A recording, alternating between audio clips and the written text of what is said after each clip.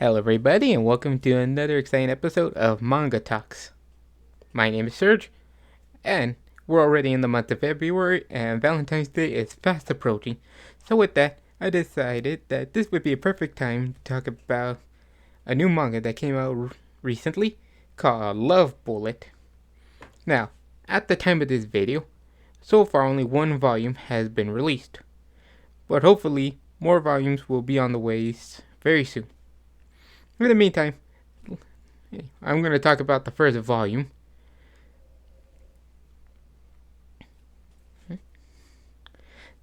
Now, this story revolves around an interesting concept about in this world, cupids are people who died young, who weren't able to find love, and now they have a chance of finding life again as a human being by helping others find love.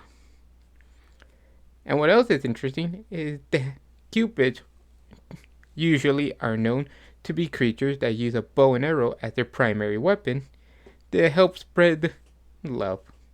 But since this is in modern time, the bows and arrows have been replaced with firearms and all sorts of weapons of the modern age.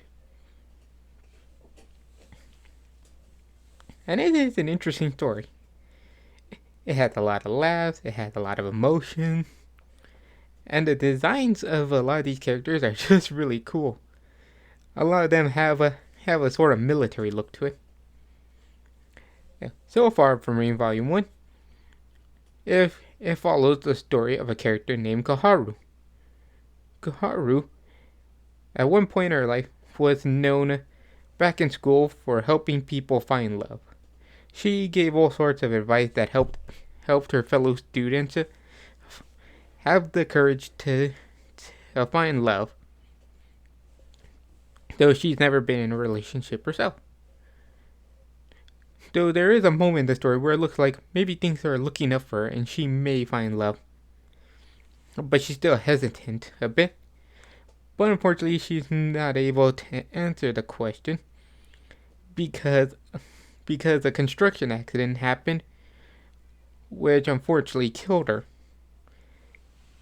And at one point, she thinks that she's gonna die, but then she wakes up, thinking that maybe she didn't die, but she did. And she was reborn as an angel, because she was chosen by the goddess of love to become an angel for her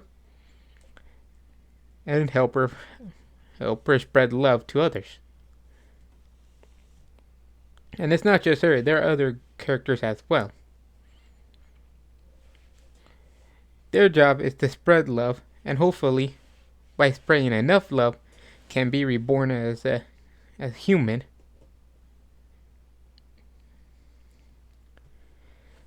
There's a part of the story that actually a bit emotional for our main character, because it turns out when she died, she came back to life. Unfortunately, it was many years after her death.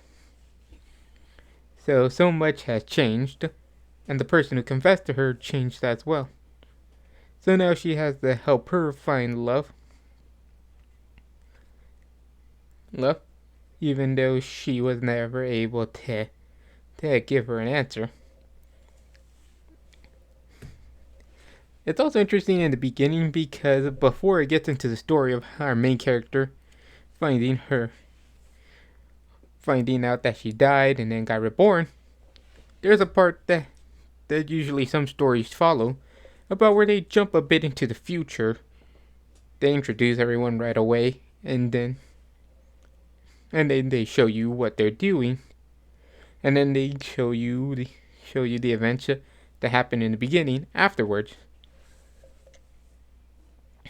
It's kind of like on episode 1 of Farming Life in Another World. But where in the beginning of the episode, you see our main character and his village with all his people already doing good, prospering and everything. And then after the intro, they soon take you back in time to show you what exactly happened. Something kind of like that. They jump a little bit into the future. They jump into the future a bit to show the story off before deciding to go backwards and start it from the beginning. Mm-hmm. Yep. And like I said, so far only one volume has been released.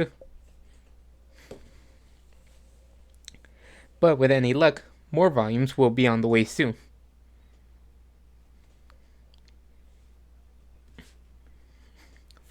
It's interesting. A quick word. Interesting thing I read about on the internet while I was reading this. It seems that this story almost at one point was going to get cancelled, but because of having such a large group of fans, they decided to keep it. Fun little tip that I recently found out.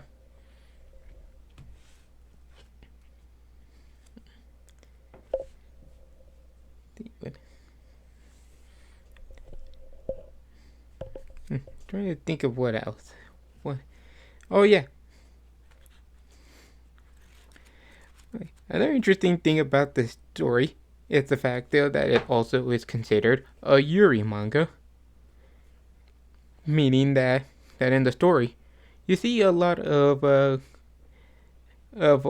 girl and girl relationships, which is not bad. I actually find it kind of nice.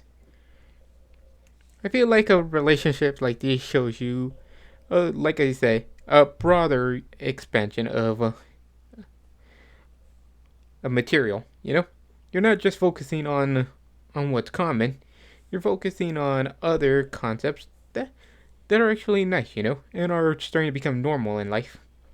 Like the fact that there can be two women who can fall in love and have their own relationship. It's kind of like another series that I'm a fan of that I talked about back in episode 1. Yeah, the guy she was interested wasn't a guy at all. But you got these stories about they revolve around female characters in these relationships with other females. You know, a wider expansion. Also, in my opinion, after reading this story, in my opinion, I feel like maybe even though it's still new, I believe that maybe someday it could have the potential of becoming a great anime. You know, well maybe not a great anime, but a good anime, a really good anime.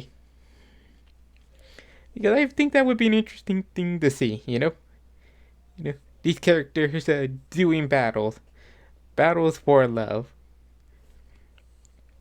I feel like this manga is like the physical embodiment of that old saying, all is fair in love and war. But those are my opinions and my thoughts.